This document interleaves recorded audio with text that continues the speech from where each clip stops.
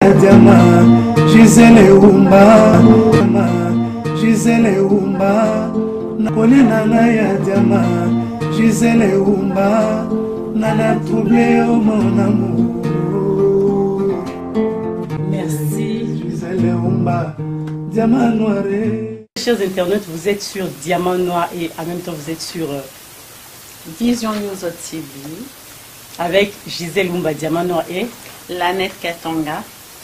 Nous sommes heureuses de vous savoir derrière vos écrans pour nous regarder avec Nanette Katanga. Nous allons parler On va parler avec l'archibishop des événements qui se passent actuellement dans notre nation, le Congo. De Jean-Pierre Bemba aussi. Et quoi encore? Ton église, ouais, les agistes pour tout ça, moi. Et là, au mot, Internet, c'est comme Diamant Noir, bouger. Voilà. Tobandi directement. Bonjour, pasteur archibishop Coutinho Fernando. Bonjour. Bonjour, archibishop Bonjour, Coutinho Fernando. Bonjour, Katana. Ça va? Par la grâce, ça va, ça marche. Haute église, tout le monde y peut-être yambi tobi la net, les lotos chauffés dans le archi.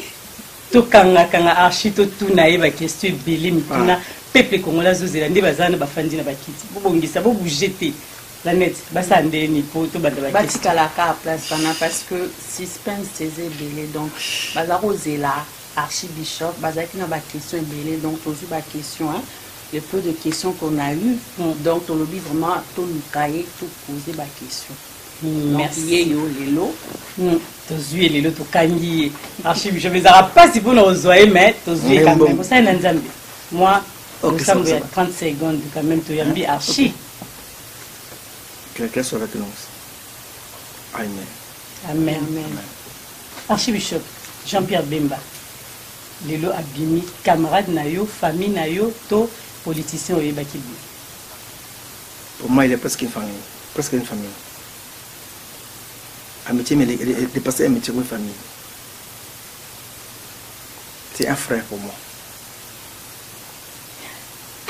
C'est un frère pour toi.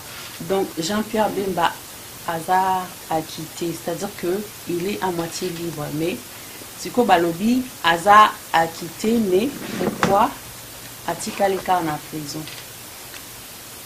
On a suivi à cause de première subordination.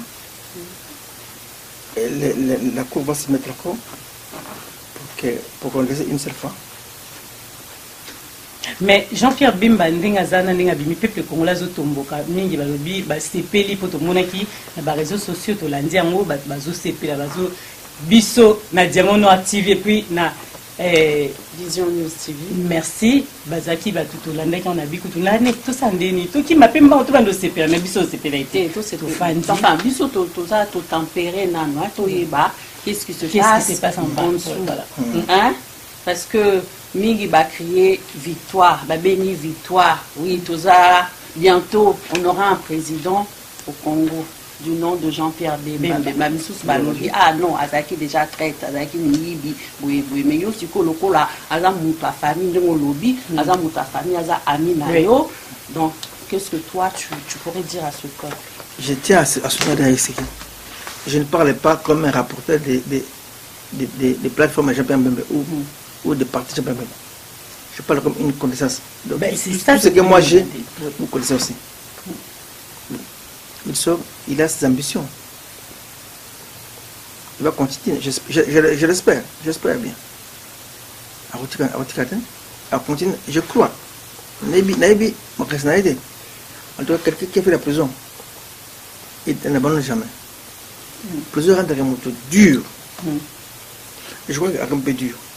Bon, chacun a sa vie privée, chacun a ses faiblesses. En tout cas, il n'y a personne qui est juste. Tout le monde fait des erreurs. Tantôt, il a fait des erreurs. Et chacun, chez nous, on aime bien juger. Il a des actifs, il a aussi des passifs. Et madame, vous allez bien peser. Bon, je dis, ça c'est son problème. Moi, je vois son côté positif. C'est un battant. Il peut se battre s'il a, comment dire, deuxième chance. Il a poussé à Yini. Son problème. Ah, tu vois, c'est la démocratie, non? Oui. Oh, à ce pays. Voilà. Pour l'envoyer, je connais pas la personne, Abimi, dans la cour, il a qui est. Je crois que, et puis c'est leçon. Et bah, leçon, tu as beaucoup à vivre. Peut-être que la leçon est belle. Et je crois que la leçon est belle. Alors, ça, c'est erreur, ça, je l'espère bien. Donc, moi, j'encourage. Vraiment, l'avoir encouragé. Mais le peuple congolais, tant que Batelemi pour Jean-Pierre Abimi, tout ça, Moïse Katumbi. Moïse Katumbi, pas besoin qu'il comme président de la République. Yo mon copain, nous, fan du Wana, tu dis que Mindele, Baza Simanayo, pour yo pour comme président. Tout le monde veut devenir président. Et en même temps, le peuple congolais a besoin de leader, mon corps. Mais qu'est-ce que tu veux dire par là? Écoute, je crois dans le monde entier, tous les leaders rêvent à devenir, à diriger son pays. S'il a un plan, il rêve à... Il y a beaucoup. Il y a ce qu'on appelle des élections primaires.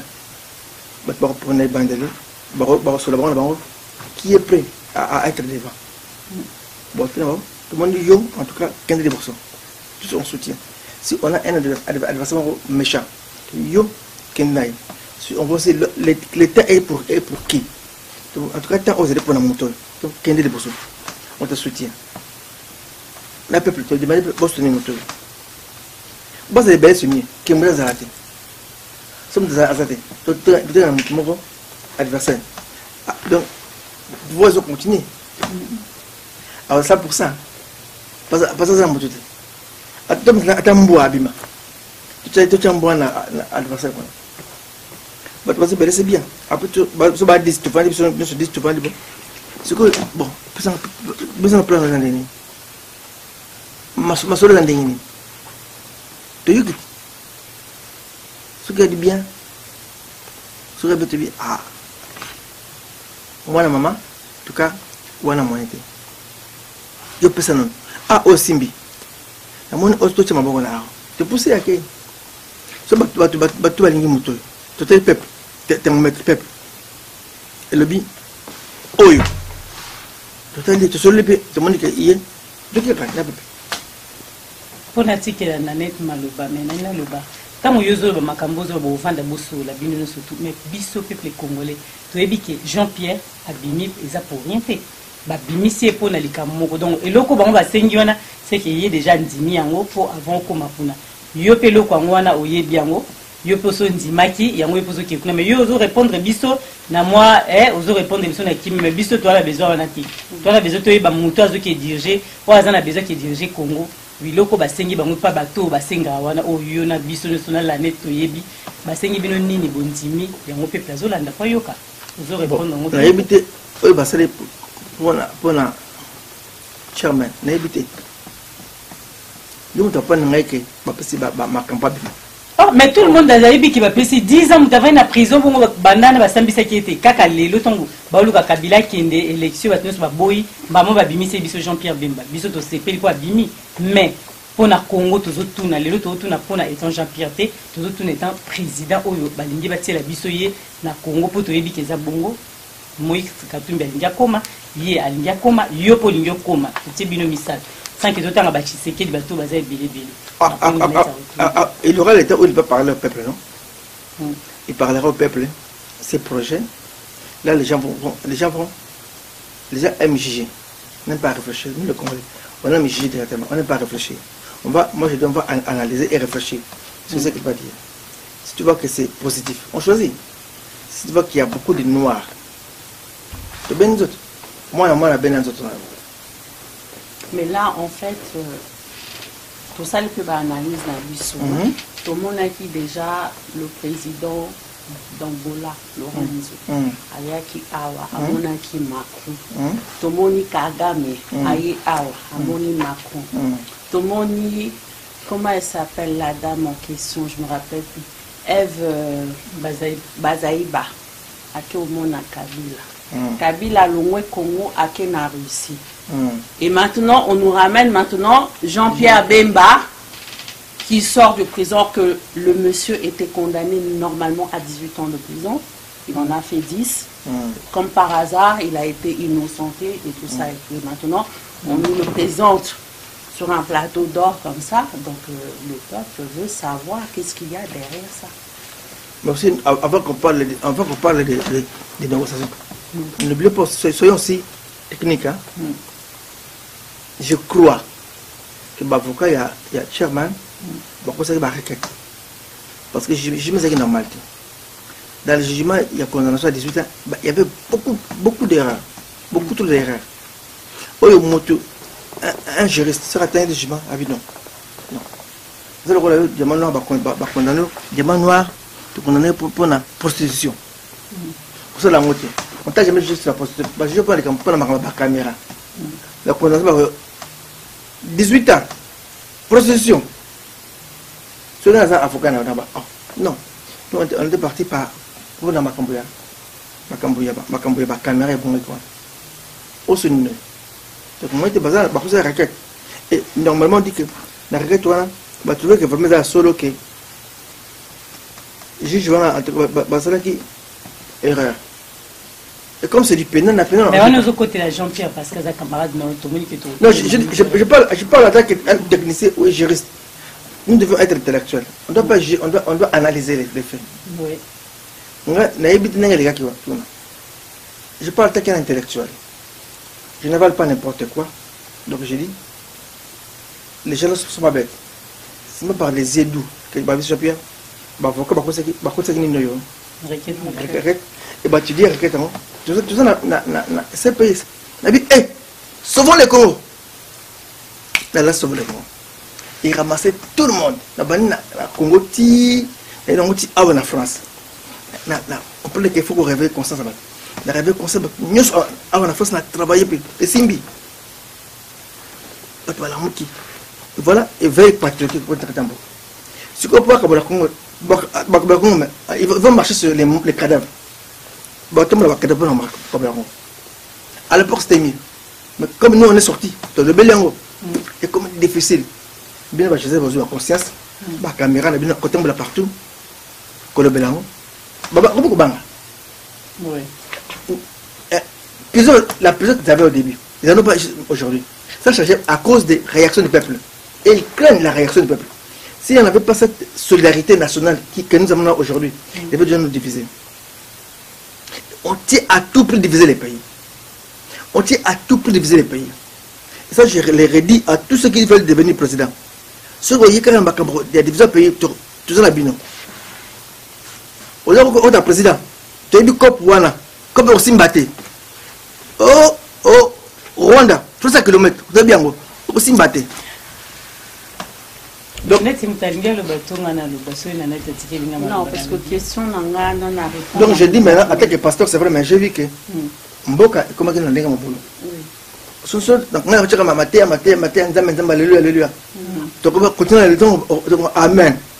Tu te retrouves à ma belle et comme on a mindel na kati mbele na so habité. Non. Tu quand arrivé peuple. Il y a fond na bande au réveil peuple. La fond le peuple mumiso. Batel moi na timba. Ah, tu la moto ma bio ko ko so tana. Ko pona ngana bien. Donc pour me kati. Donc on lance mouvement aussi ko pona fond la ko miso. Baba ko bana sangati ba ka ngai ba changa ba changa na kima kima la baso na ki aw. Après la fin bitumba na bien na terrain. On va monter terrain. On fait la zone la zone a bi. Pourquoi ça a été on la bague non. On est dans l'élection. Besoin de voter. Pour voter mon amboka. Beaucoup de candidat ba je ngana c'est bande bazaka na tamboka. Ngani ngana nzembo ya mutu. Nangami imla ngana. Mais on a bien baba lobi. Baba lobi baba. Ah, Olivier Chimanga, Chimangologie. Ah, Boye Bisaye, Akende, Tolembi. Lelo Baba Lingi, Alo Baye, la Nestoye Mbagarat. Baba Yangana, Avanda Kanaeni, et bien moté. Naibikalo. Okolo Bisa, Baba Namboko, on a bien Chimangologie, Mbotenesiko Zali, vraiment. On a la Pambolio, vrai chanteur. Nous avons Simba et Kota. Ah, Boye Bisaye, Akende, Tolembi. Tolembi. Pas c'est l'équipe. Mboke Koufiko. Bon, on a pasteur dans l'arabe. Habitant. Pasteur, na pasteur oui, mais la famille. nana bato misala bon on se dit ndenge ce qui est ça yo pesa dit ko na papi faut yo sala musala aux mbongo na musala yo parce que passer dim na tongi église parce que passer dim on peut église na dim tout ça musala bon yo aujourd'hui dim au sala raté tant que chemin au chef va passer na chômage pose dans le chômage ngabi no yo simbate na pousse ma casse babika eki moto moto c'est quoi ça c'est qui moto avant la pesa moto wana je disais nabi ngai na pesa moto awa parce que ko pona na ibi yango bo mboka donc na wuti pa boy plaza boy plan na moni yango na misu donc dikamo nga linga ngote anga linga ngote na ko la musa ko le juste dans le monde entier na chambongo na ngai pour na tambola partout ça va conférence partout. Mais Archbishop, si on te suit très bien, donc Yozaki parmi les pasteurs ou les qui Kabila déjà à l'époque. Parce que Mingi Bazana, j'espère que vous avez réunion ou bon donc vous pour nous faire vino. Bamatea, wanande toyokara, diamano a lobi likamboaza, eza penza na affirmé mais na yoka kangoke bon bokinda kuna bamatea yimta pesa bamatea boluba. Mais Yosko Zaki moi rebelle, yango sali ke lelo ba le gros problème. Ngai na mela makabo, ngai na timba. Ah. Le ba wasala ko mola oh boy bonata. Non. Oh boy bi tu cha kimia. Mboka za la kimia, olongi kimia ndenge. Po za la plan ko sala après tu to kelma kabatwa. Ngai kimia wana ngai. Ya bina panga pastor. Fuma makamza wa za mara mputa. Abenda kankensa bikankaza. Ozani. Tu gagnes rien. Oh, funga miso mboka sokende. Keba awa. Na bengi bango babi shh. Boya. To beta. Basom to kufa. Na bitenga na beta bako. Na beta, na beta. Na beta na ngapi? Na beta pepele. Na beta kitoko. On a pepe comme ah oui, na beta kitoko. Ya souple na beta kitoko. Bat balamuki. Bala kinti na poto. Na yi ambang bang. La tête na moko zaka maile mingi. Ebi, na bina so ayi. Na France awa. Na bosa na ngote. Papa na so no banda. Et papa honoré. Papa, ngana yebi oza maile mingi. Na ba contact belé. Mais nga tel que mon na yebi yango na yebi comme boy. Est-ce que yebi ngote? Abi leki na ngana yebi. Duzan so, to telema. Tu n'es pas mon kid. Tu n'es pas. Papa, tu bête mon kid, tu bête. Tu n'es pas France. Dans ce programme, il y a tellement en France. Il fait beaucoup de l'argent. Attends, Bomaïngaï. J'ai accompli ma mission. Qu'on l'a fait une mission. La France, qu'on l'a mission. Au début, on visa papa on des armes malam pour na kangama le bâti. On a su kana na tati la neta loba. Vision papa ngwanda izara malam pour mingi la télé mais yolobi. Bon. So la kina c'est que qui bien vision izara. Mboka ezoken. Ba ko tila so ba étranger na mboka. Avec petit na makambo na to. Il faut te lancer conscience na lango. Avec ngana banda ki mo awa apparaît ko. Ça peut ne rien pas ça va tu vas s'engager te la mort te tellement. Tabu. Tu es gagné ngwana. Ngana so vole ko tu kene gagné ngwana. Tana bit moko. Mboko kangula. Tu na mboko. Tu kay? Ngala musique wana ba bloc et dimina. Tu dis musique to ba ndombolo wana ndombolo ma. Ngala bi na ndombolo ba na to tipo ndombolo maman ndombolo. Abi ndombolo za ko langusa ba to lembisa ndombolo. Simbi namoni batu basangani belé wana ngana ki Amérique namoni ki na ko na nexa Amérique na besoin d'Amérique simbi siko za kalna après ngabi tango élection bana ngabi tifona zonga nokete ngabi na ko zonga fura zonga là-bas oyo komi dernière chance nationale d'élection élection c'est dit occasion munene pona makamosha nanga kimia. Donc, ce qu'on appelle en français l'économie du sang. Parce que dans la révolution, il y a les sang qui va couler. Mais dans les élections, il y a l'économie du Sadaf. Il y en aura moins de Roxy Mukendi dans l'élection. Il y en aura tantôt. Il y en avait eu au moment déjà Bembem. Il y en avait eu les sangs qui étaient collés. Quand il y a un dictateur, il faut toujours coller les sangs. Les dictateurs va malheureusement, les dictateurs va macasse. En tout cas, moi j'ai pris, avant tout ça, un homme de Dieu. Ma clé c'est âme. Qu'est-ce que moi je dis, qu'est-ce que tu peux faire pour diminuer ma clé là? C'est comme ça que j'ai réfléchi. C'est-à-dire qu'on va arriver comment? Comment tu peux arriver avec moins du sang? Parce qu'il y a d'autres choses, pour arriver, il faut du sang. Mais comment faire pour avoir moins de sang?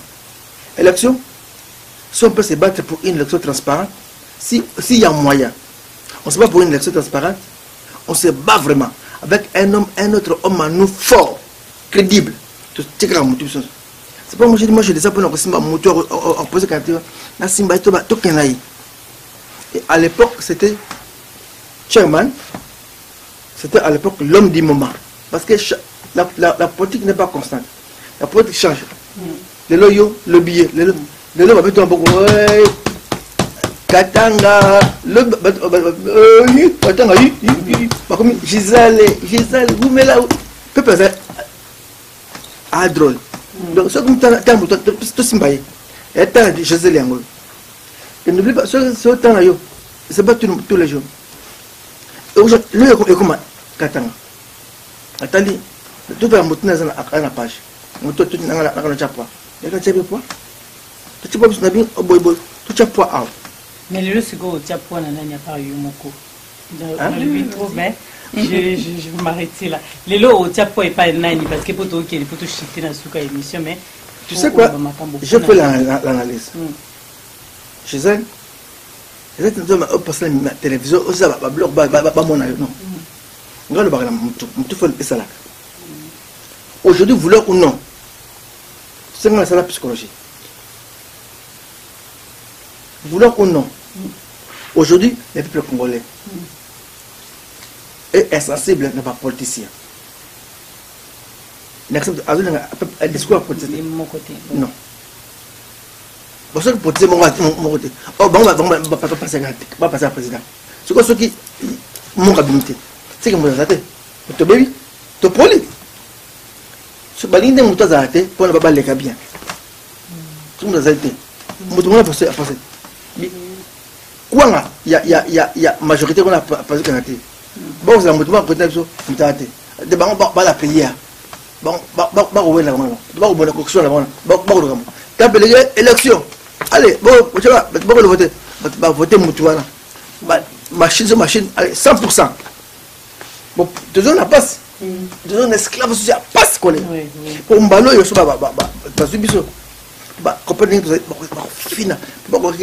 a bloqué partout. Donc, Simba. Et normalement, le peuple a l'ingénieur politique. Dans total, ce politicien, non. Attends, la Bible, oh, Mossem Kende. Papa, Mossem. Kende Gara. Ce peuple, papa, Bomba, Tosha.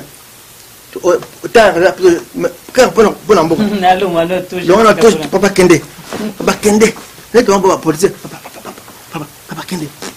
Excuse-moi, même, tu es même prête à accepter qu'ils mettent la touche de côté.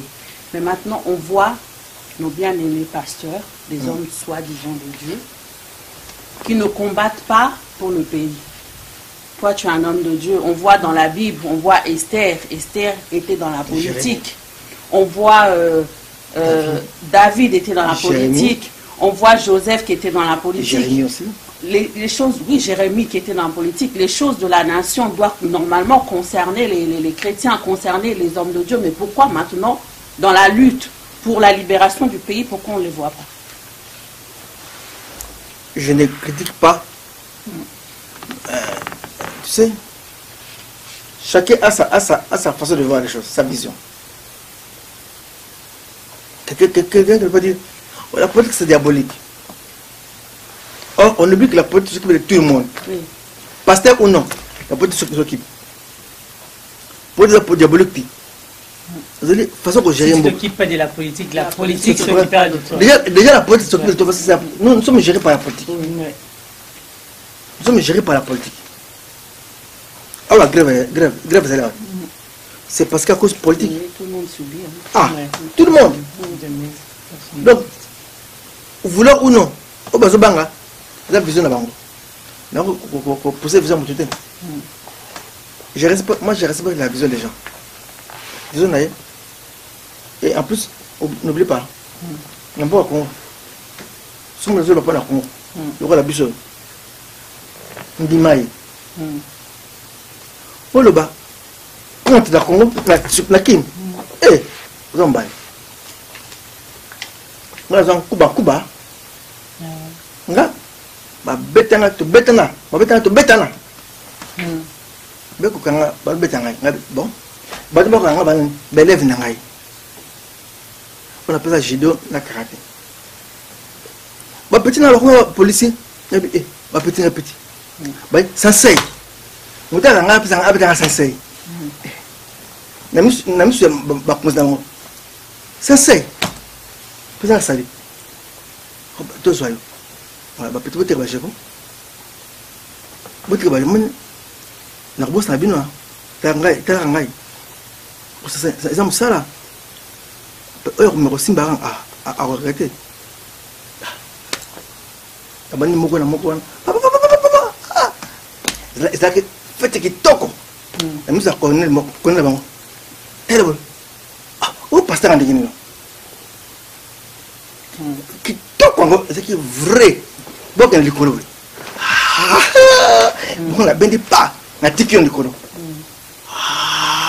donc daga na mutu siko na mutu ole ko na mkongo bako na mutu pa terrible muso ya donc tout ça la fête bo s'appelle ba s'appelle qui toko nous ça konzina bango tinga imoko ngai mo bon to tika fête major mo zakona abi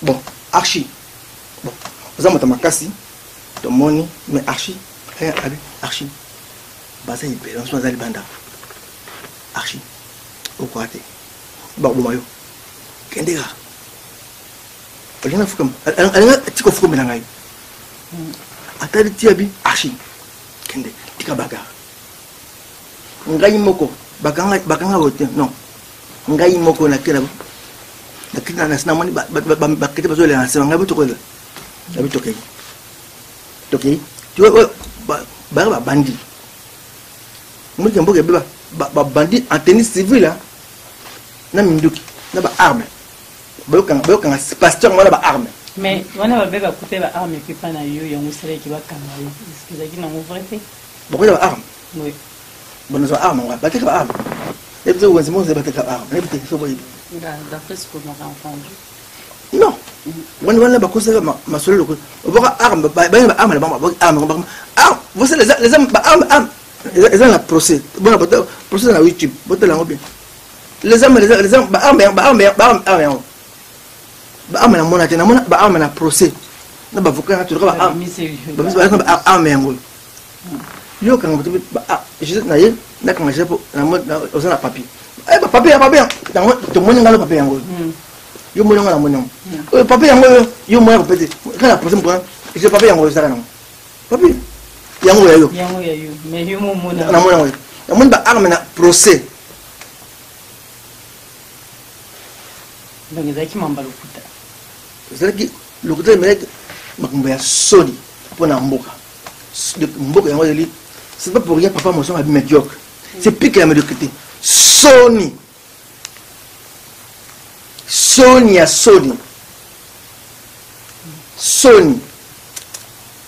yango mboka fait la changer soni d'accord era pour makambo sauver le Congo ba kosi ba bola sauver le Congo c'est comme makambo ya ba arme ya pona to bete ba mama sauver le Congo mon ba Congo ba ngi muto to ba Congo to kangai to kanse mon ko as libela ba kamati église ba c'est ba foger ba teki l'état a pillé biloko l'état pillé biloko na l'état congolais l'état congolais na date na munene l'état na remena tribune awa na poto voilà condamnation ngai ba pied bon na so poser ba faut na salle dans la prison bazoka ordinateur mbongo na ordinateur na ngai laptop comment tu na na mina prison bazoka sa côté bakena nango donc l'état ayi binga mbongo na ngai na laptop na ngai l'état congolais l'état ko agressé le makasi no klayo yana ko vanda wala eloko akwanga oziba mutu mbongo ay banga mbongo ngari ba est-ce que mona ba continuer bimi na prison papa ya liberté yango mbongo na yo yango autre chose na constatation nationale pas na na décision de constatation babaki faut l'état congolais faut tanga hôpital na voyage ba l'état de Congo abisa mbongo ya voyage na ngana hôpital mbongo bimba pour exemple mbongo na budget bana pasteur mukana mbongo ye awa pour na mbongo ya voyage na traitement mbongo ata en fraté mutu mo ben mo yi bango ayi nabi ko yi beza ko yiba bon mo na te mais pourquoi justement pourquoi les ça c'est bon la lingala parce que bazala bamboka ebele balanda biso d'accord pourquoi ata chilwa tolo nyonyo voilà pour bala yo karamena lo ba olo bakala net ata kitanda ayebi mronyo so tu passer ku la kitanda alobi sikoyo pona ni et rozala gouvernement congolais motafuto yo ba frais d'hospitalisation na yo na tika voyage non pourquoi mais parce que d'ailleurs la loi maman katanga loi Congo partout dans le monde parce que nous sommes malades c'est l'État qui prend en charge son hospitalisation là on peut hôpital après l'hôpital dans l'Inga moko pour que des arrangés donc j'ai besoin d'hôpital moko na pona la foot à bon tous les samedis pourquoi parce que d'après si on a foutu un bon mutu bana ko leka wana na pitel wana na caisse kubinda partie en bon là donc bon on a foutu en bon d'ailleurs ce que je dis c'est vrai parce que Eliezer ayaka tina na nganda kota la makamo là il a demandé ba denga pe mon congolais ngana ko pitel ba denga tina ba linga ba nani bana so ba combattant bana mutu on te donc on a à l'hôpital peut-être ngata infra alors bon la mort tout attend en fait bon la coupe on changa na école nationale on a madeso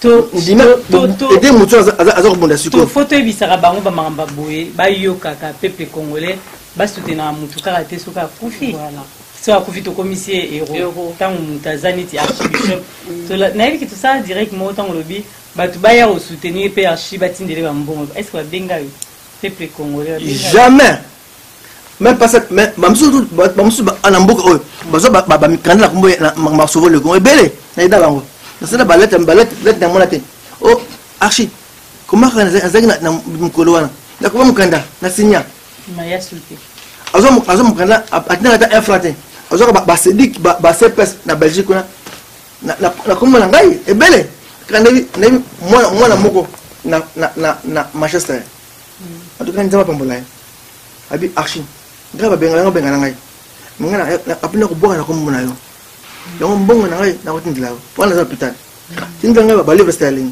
tindila ngai après tindila elamba moko lipoto ma toko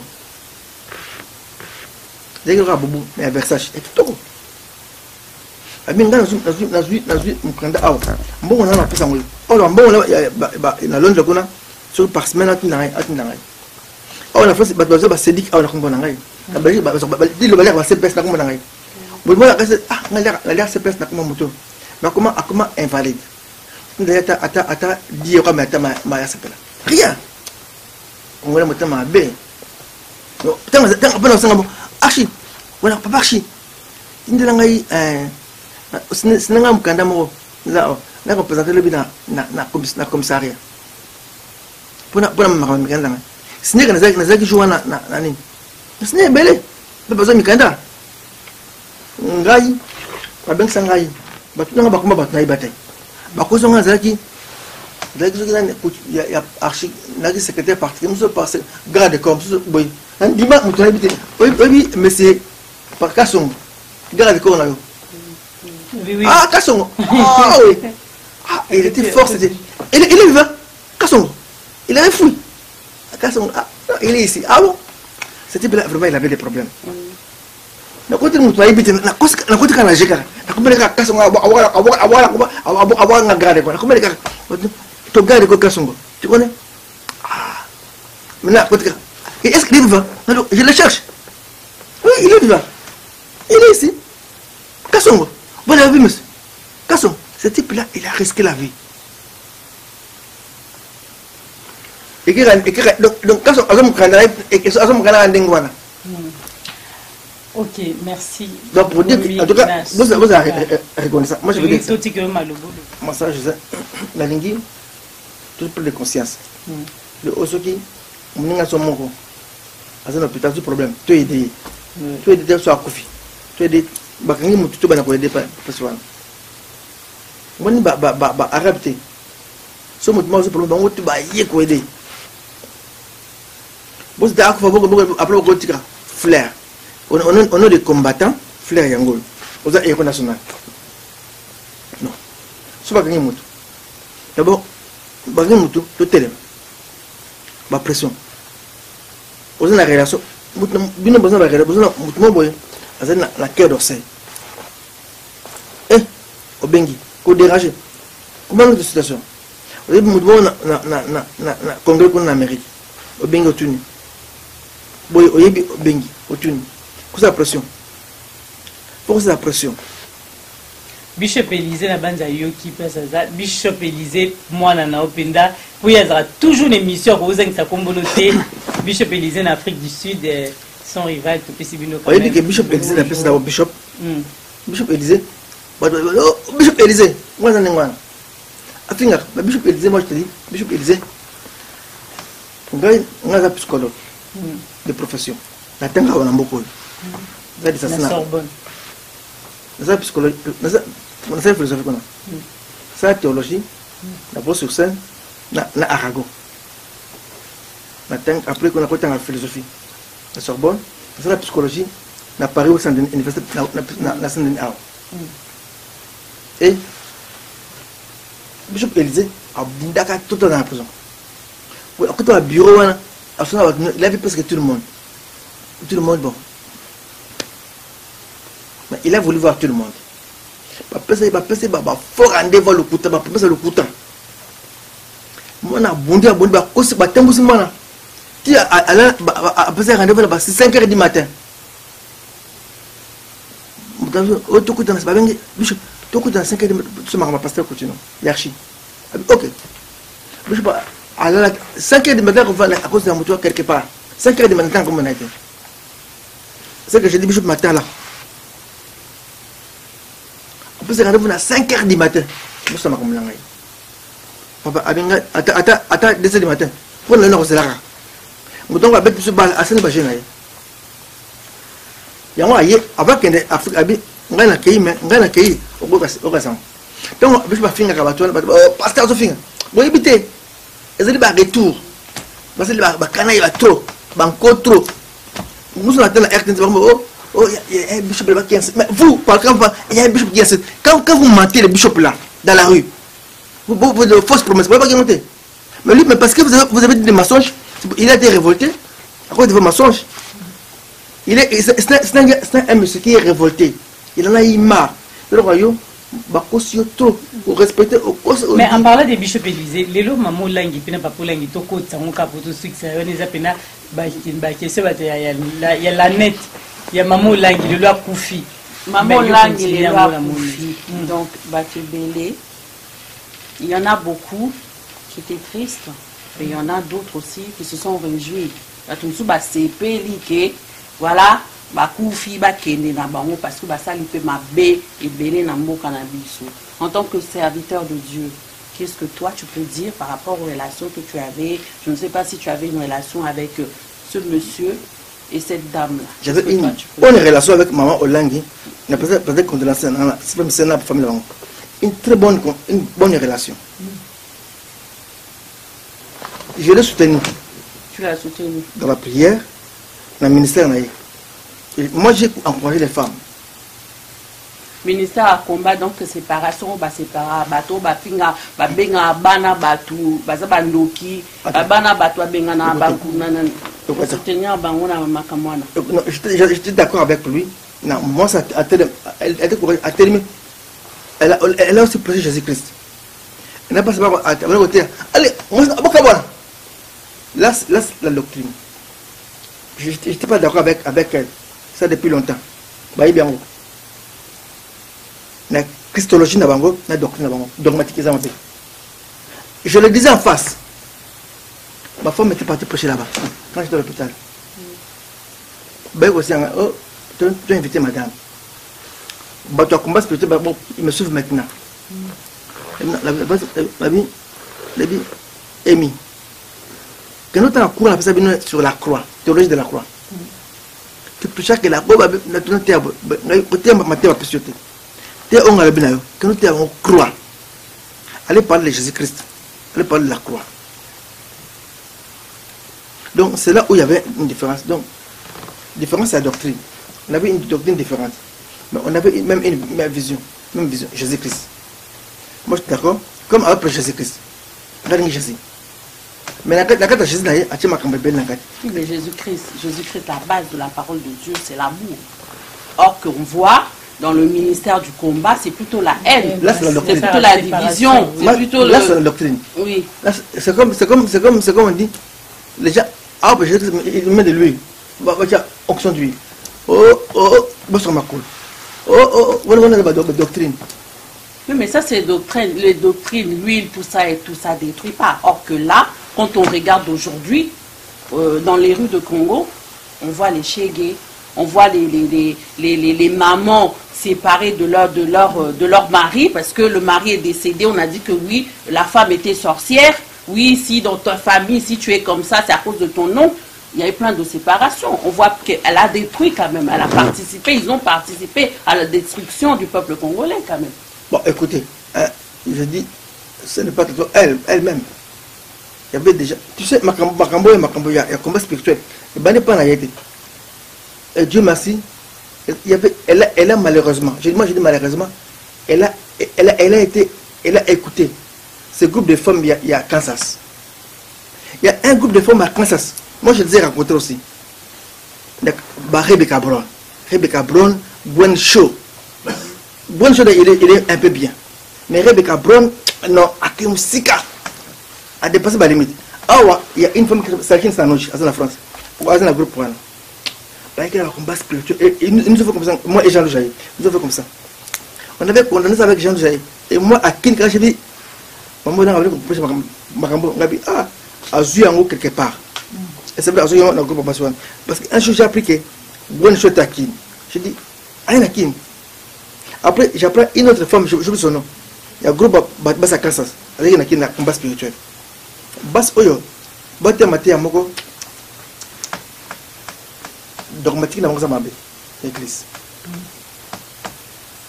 Il est malheureusement à copier le message à Rebecca Brown, à copier, je dis à copier, sans discernement, à copier le message voilà, après c'est un d'ailleurs porte pour ta moto, on met les porte pour ta moto, laisse-moi pas diarrhée.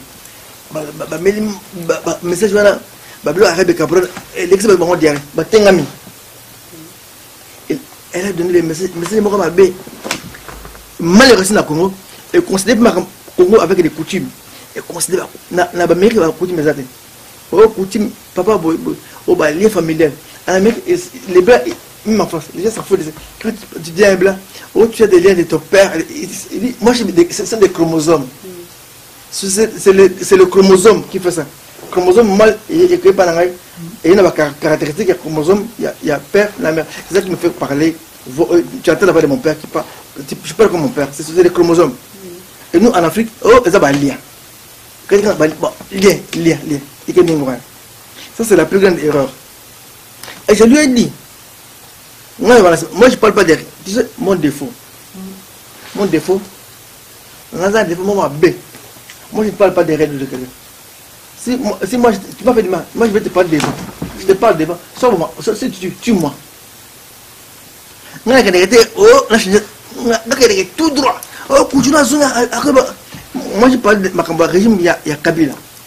Je l'ai dit à la télévision, comme le monsieur qui est avec son caméra. Là, le régime ose malamute. Caméraman a Kimi.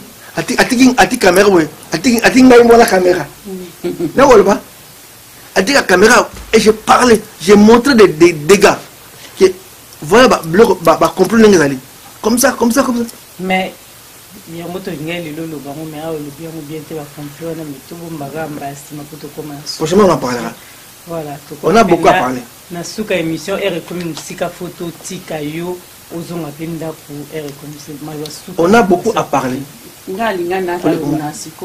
Donc, pour photo bombe, pour le moment,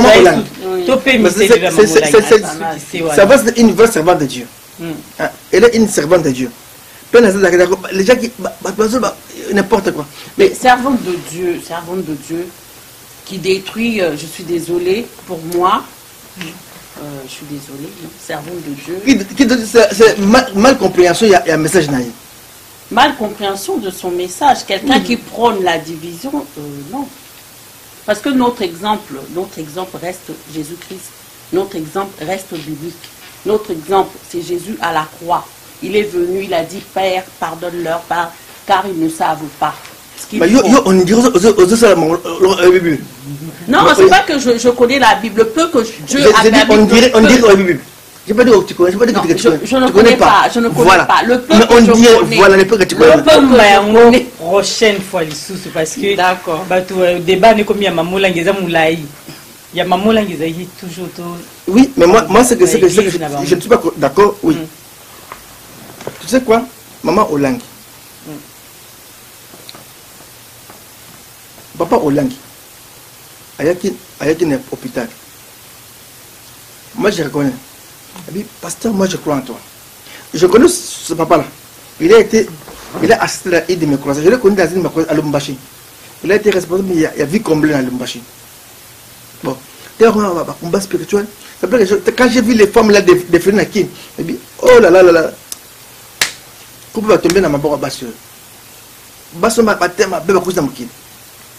Merci Archima Souka pour te clôturer. Donc, alors ce que j'ai pas aimé, c'est que j'avais dit, et j'ai dit à Rachel, une des filles de maman Ola, j'ai dit, dis à maman, à éviter toute implication système sur place. À côté de ma commode, et on dirait qu'il en a respecté. Na moi, papa Ola, na moni, officier Liamboka.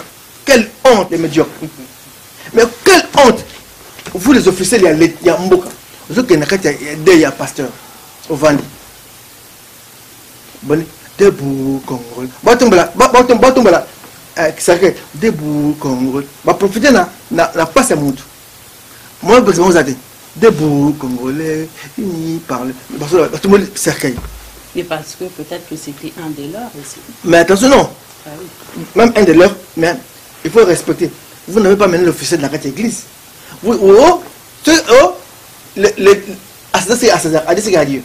Laissez l'église enterrer leur mort. Vous, qu'est-ce que vous allez faire à l'église avec un de leurs en privé, tantôt oui. Ils parlaient entre eux, ça c'est normal.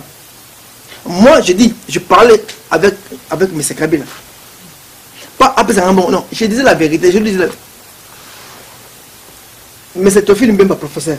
Il est là. Devant lui, j'ai dit, il était là, il était directeur du cabinet. Je dis des vérités comme ça.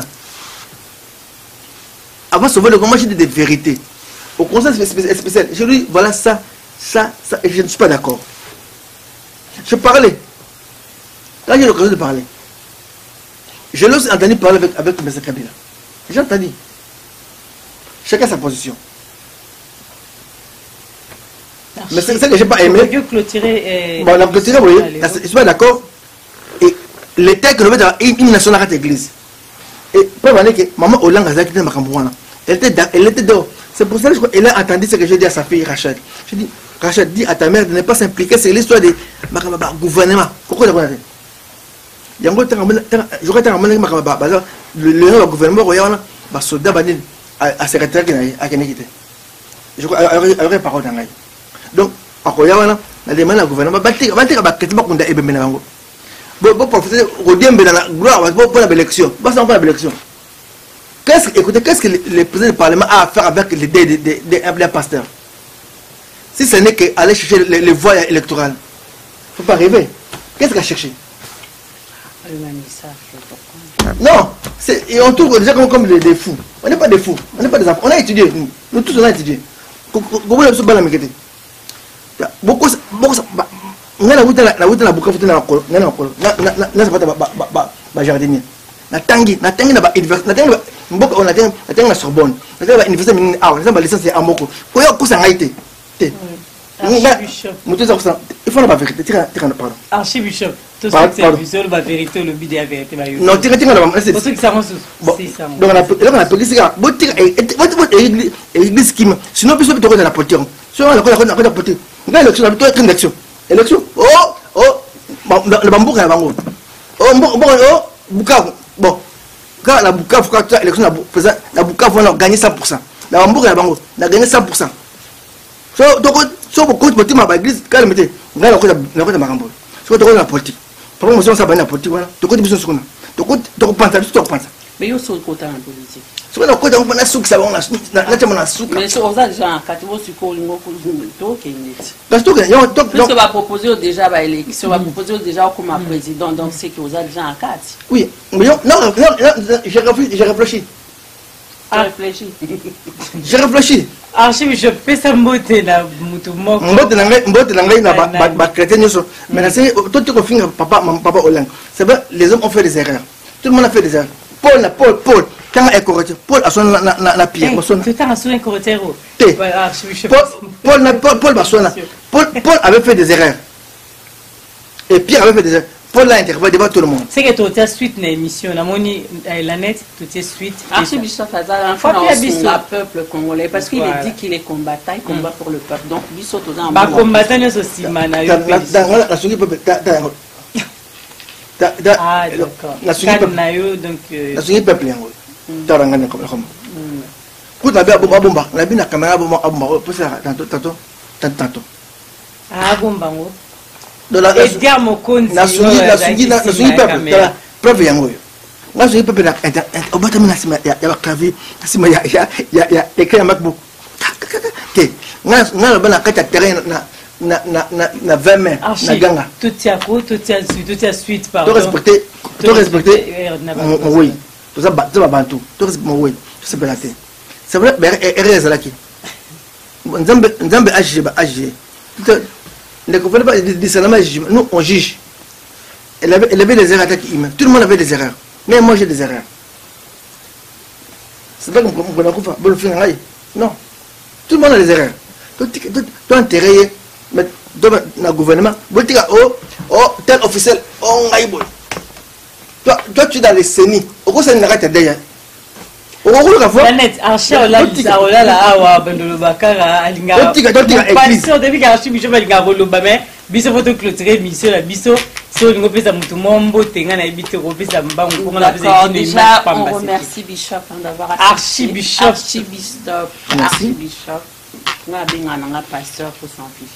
C'est pas grave.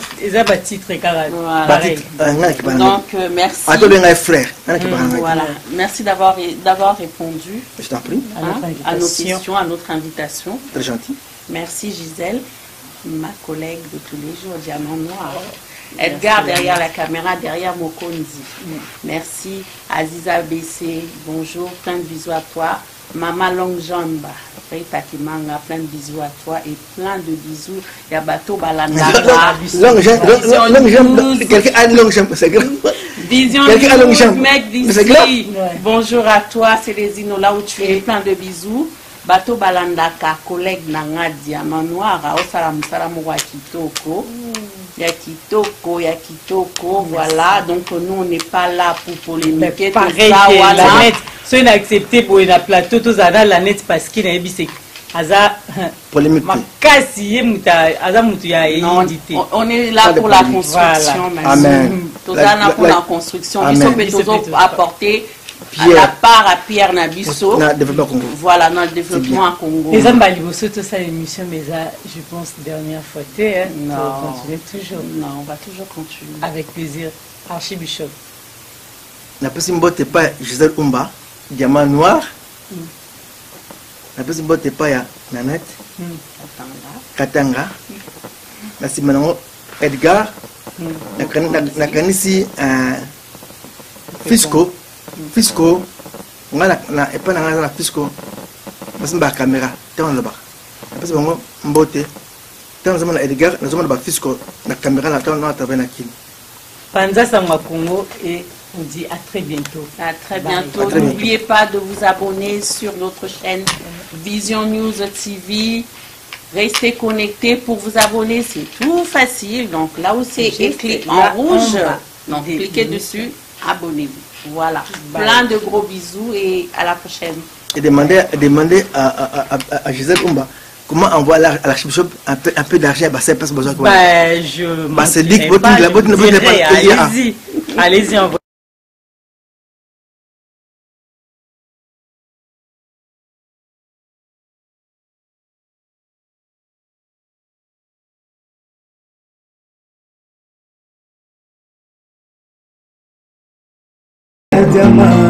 Gisèle Umba, Gisèle Umba, Nakolina ya diama, Gisèle Umba, nana troublé au mon amour. Merci. Gisèle Umba, diama.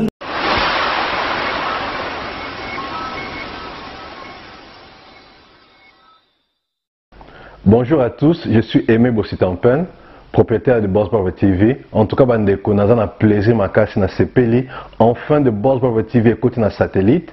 Donc, ils ont na Congo Mubimba sur réseau TNT. Donc, mutu nyonso oza na télévision na TNT, décodeur à TNT. Bolanda Boss Brother TV.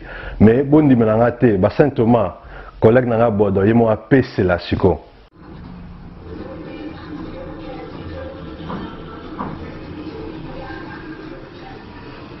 Salut, c'est Rock Bodo, l'artiste premium. Suivez comme moi The Boss Brother TV. Et The Boss Brother TV à Kinshasa déjà. We love The Boss Brother TV. The Boss Brother TV. J'espère que Bidomo Bomoni, collègue Nanga Bodo, a PCLI. Alors, Bobo Santé, Boss Brother TV est toujours disponible dans le décodeur CPLA TV, canal 121. Tout ça toujours dans Facebook de Boss Brother, vous s'abonner. Tout ça peine à YouTube live de Boss Brother, mais tout côté sur le satellite Kinshasa, TNT fréquence 658. Donc, Banakin, Banapoto, Boss Brother TV, tout le monde en parle.